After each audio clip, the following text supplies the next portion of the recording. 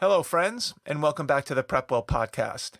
In this week's episode, I want to address a challenge that affects nearly every teenager, and most adults for that matter. And that challenge is overcoming procrastination. I hear this from nearly every teenager when I ask them what their biggest challenges are. They say something along the lines of, "Yeah, I guess I procrastinate a little more than I should. I probably need to work on that," which might go down as the understatement of the year. Procrastination is the practice of putting off something that you don't particularly want to do now until later. And the rationale is that by delaying it, it will somehow make that task easier or more palatable, or maybe even make it disappear.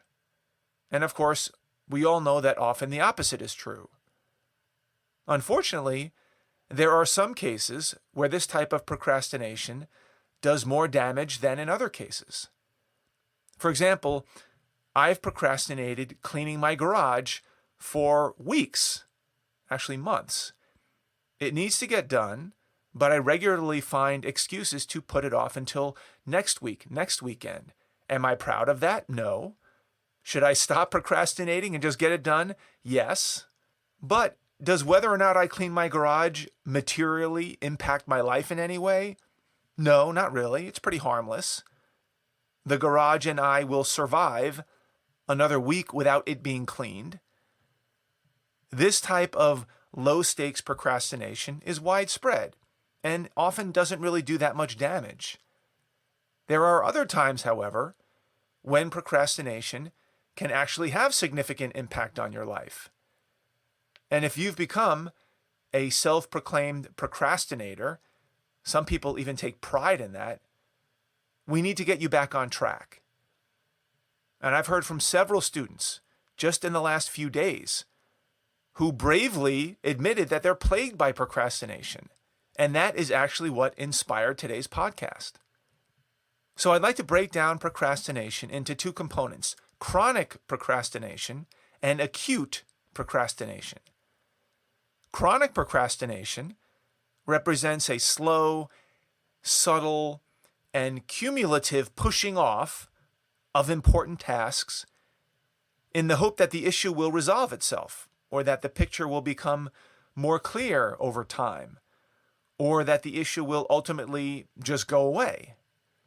If you're a chronic procrastinator, the tasks that need to be completed don't have a lot of urgency. They aren't super obvious. Other people, like your parents, don't even know that these tasks are a thing that you should be doing. And so it's easy to ignore and defer them to a later date. After all, you're the only one that even knows that you're blowing these things off. And you're pretty good at keeping secrets with yourself. And unless you have someone like me, or a parent, or a teacher to call you out on your procrastination, no one else really even knows that anything is being missed. And then down the road, when the pieces of the puzzle don't come together, and that dream college or D1 scholarship never materializes because you didn't lay the groundwork as you were supposed to, step by step in a timely fashion, and instead you procrastinated, your hopes and dreams are often dashed. And most of the time, you don't even realize why they were dashed. The opportunities just vanish. Well, if you were aware of the steps you had to take, hint, hint, if you were a PrepWeller, and you didn't do them, then I'm here to tell you that your dream probably didn't materialize because of your actions. Or more likely, in this case, because of your inaction. A classic example of this can be seen when I ask student athletes, normally in 9th or 10th grade, whether or not they want to play Division I sports in college. And the answer from a chronic procrastinator is often, "Yeah, I hope so, if I get recruited." Which translates into, "Sure, that'd be cool. I'm not going to do anything that it takes to get there, but if an opportunity falls in my lap, I'll take it."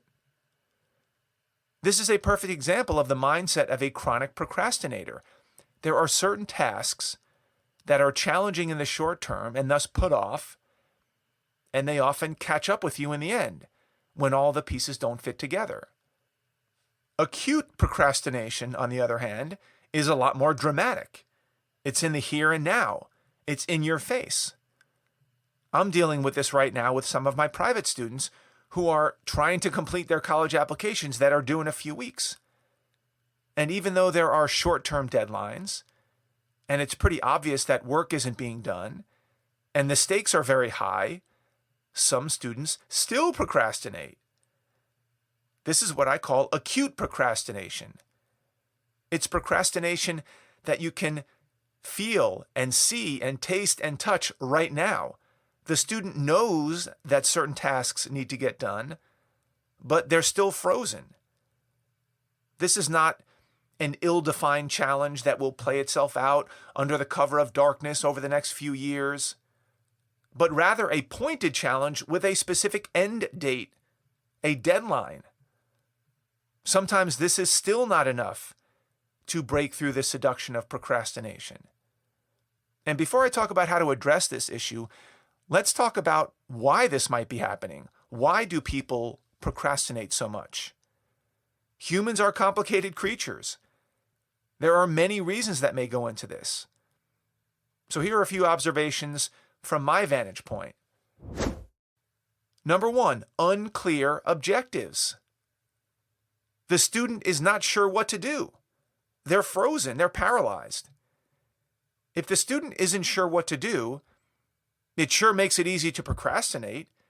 If they don't know whom to ask for letters of recommendation, or when to ask for them, or how to ask for them, they probably won't ask anyone.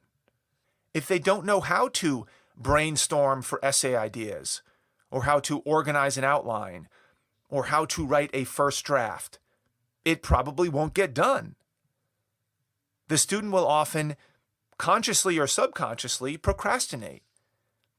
Ignorance of the process is a massive drag on productivity. Now, this stumbling block can be overcome by education and training and mentorship, by having someone tell the student exactly what to do and when to do it. That's the whole point of PrepWell Academy. The weekly videos you get from me will tell you what to do and when to do it. When I work with my private students, I tell them exactly what to do and when to do it. Does that make it easy? No. Maybe easier, but not easy.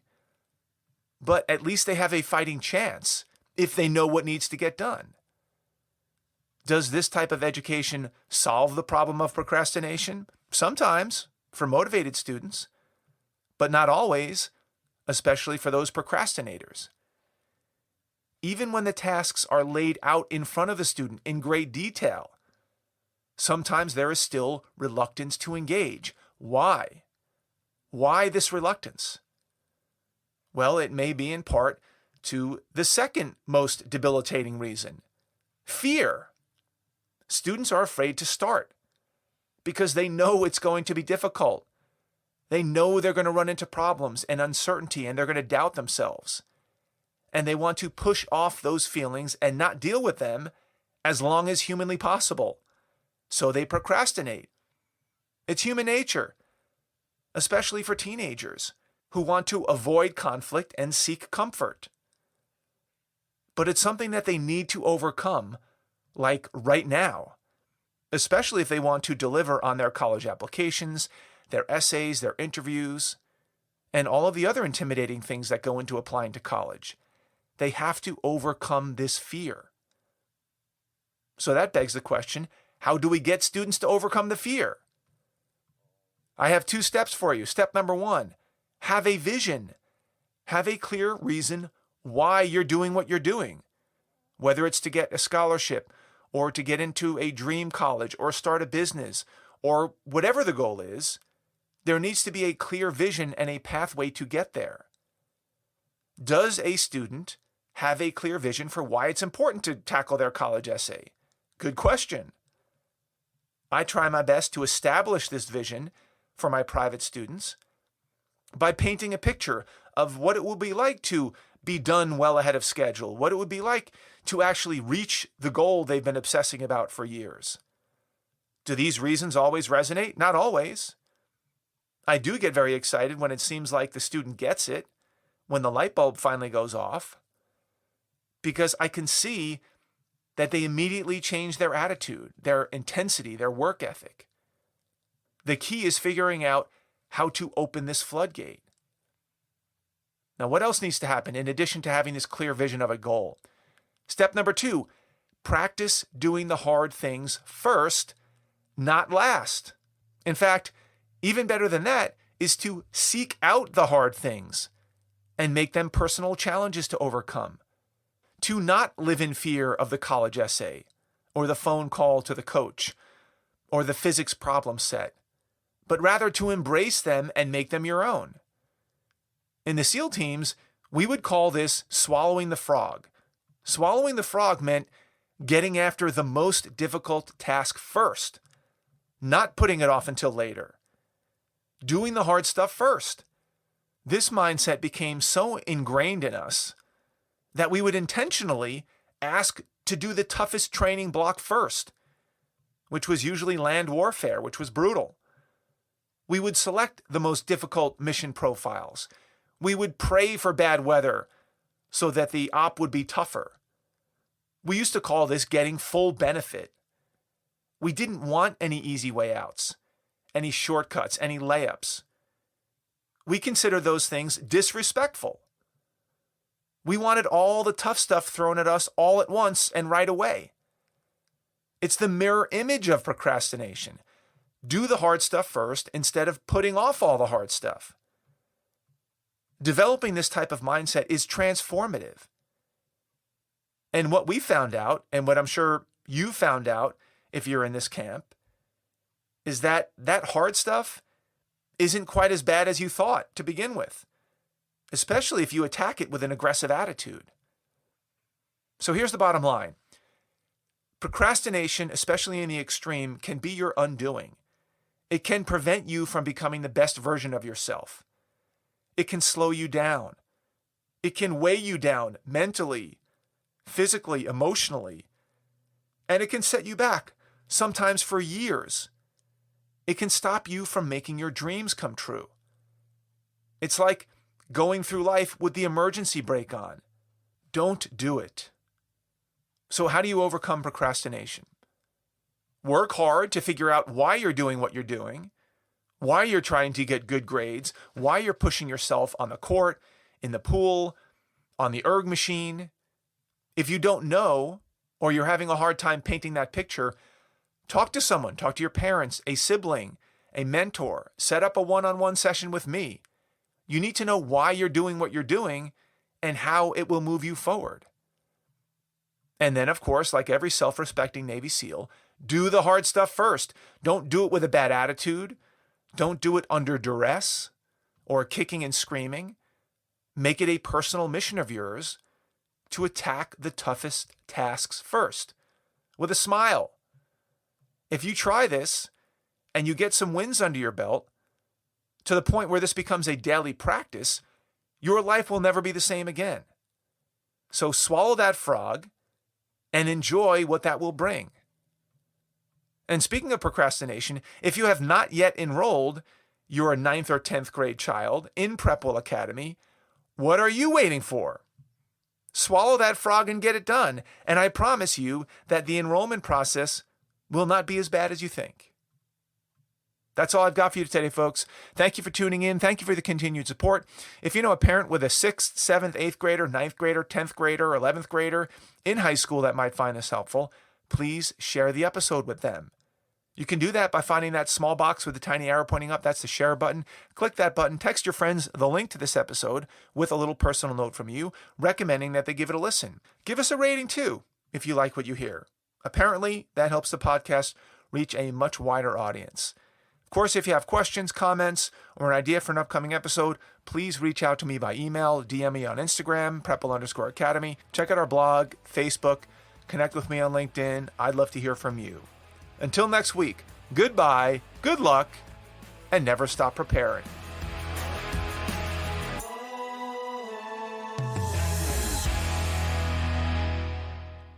This podcast is brought to you by PrepWell Academy. PrepWell Academy is my one-of-a-kind online mentoring program that delivers to your 9th or 10th grader a short, highly relevant video from me every week, every Sunday in fact, where I give them a heads up about what they should be thinking about to stay ahead of the game. To get these valuable lessons into your child's hands, please head over to PrepWellAcademy.com and enroll your child today.